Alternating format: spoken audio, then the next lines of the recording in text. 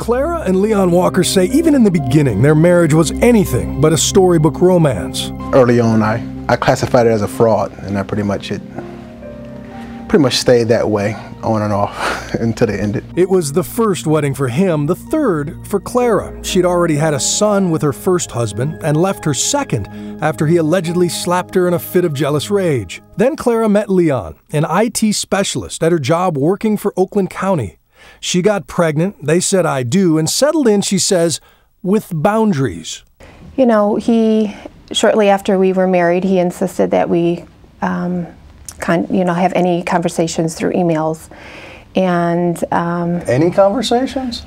Yes, all conversations went through emails. Well, she didn't like to talk, and I didn't like to confront, so I don't know. And weeks, months went by without talking to each other? Well, not having quality talk. Within months, they say they were little more than roommates, and Clara soon sought comfort with her second husband, even though this police report describes how she accused him of hitting her in front of her son. You know, a reasonable person wouldn't assume that a woman would go back to a guy who beat her. I knew she was involving her son in a relationship with him, and I was very concerned that she was also doing the same thing with our daughter. In search of proof, Leon says he sat down at a computer in their home and began reading Clara's emails to her best friend. How'd you know her password? She told me her password before. Her password was her son's name. She also kept a copy of her passwords and her address book. That's very false. It's never happened. There was not a notebook. How did he get in? He guessed at it. He guessed at my password. Leon printed the emails and sent them to Clara's first husband as a warning that she was exposing their son to the temper of husband number 2. This touched off a custody battle over the boy and eventually led to Leon's arrest under a Michigan law historically used to go after computer hackers. We have an IT specialist who hacks. What else is he going to start hacking into, particularly when he is a government computer expert? The divorce is one thing. Child custody is gut-wrenching in and of itself.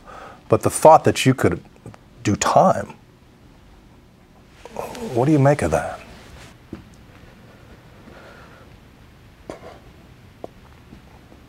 There's not much in this process that makes sense. So what I make of it is that weird things happen, you know. I'm just taking a day at a time. You know, a crime is a crime. But do you think he knew he was committing a crime? You know, Leon is an IT tech. He has training. He's went to school. He knew better. If you could strip away all of the cameras, all the legal proceedings, the lawyers, and just have a conversation with Leon, what do you want to say to him?